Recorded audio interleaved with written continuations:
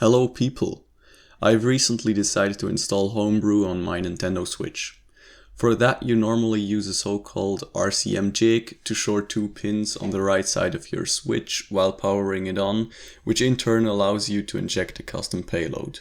After ordering one online, I realized that I didn't actually want to wait for it to arrive, so I decided to try to mod the right Joy-Con.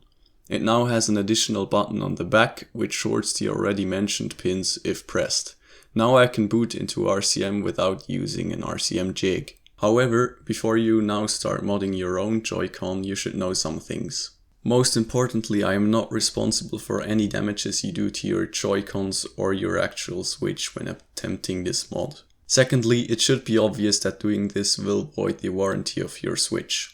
Also, I would not attempt this mod and stick to using a normal RCM jig if you have never used a soldering iron before or you don't have a steady hand, because you could destroy your Joy-Con. If these are risks that you are willing to take, you can go ahead and mod your Joy-Con.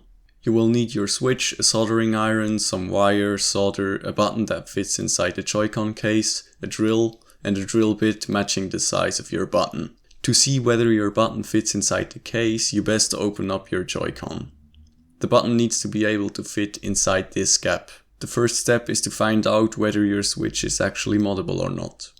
You can find that out by going to the website that I have linked in the description and paste in the serial number of your Switch. Whether or not you can mod your Switch is entirely based on when you've bought your Switch, because it relies on a vulnerability which has been patched in newer versions of the Switch. If your Switch is moddable, you can continue with this guide.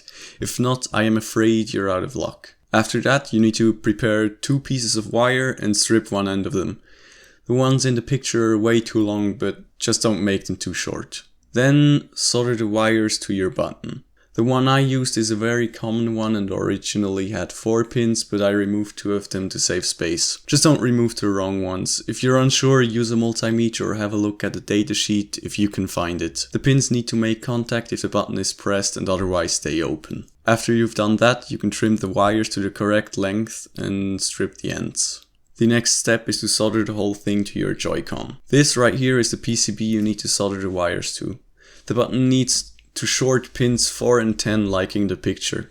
You need a steady hand for this step, and also pay attention to what you're doing so you don't damage the ribbon, cable or any other components.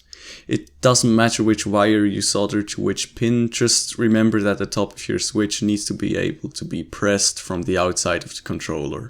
After you've successfully soldered the wires to the pins, you can mark where you want to drill a hole in your case. Also, measure the size of your button so you know what drill size to use. In my case it was 3.5mm. It's smart to use a drill bit which is a tiny bit bigger. After drilling the hole, I used some hot glue to stick the button to the case. This also helped covering up the sharp edges of the removed pins on the push button so it doesn't damage the other cables when closing the Joy-Con. When you're done with that, the only thing left is closing the whole thing and you're done. If you've done everything correctly now, this mod should allow you to boot into recovery mode. I have more information on how to exactly do that in the description below. If you have any further questions, you can leave them down in the comments and I'll try to answer them. Otherwise, I really hope you enjoyed this video. If you did, please leave a like and subscribe if you want to see more of my content. Anyways, have a good day and goodbye.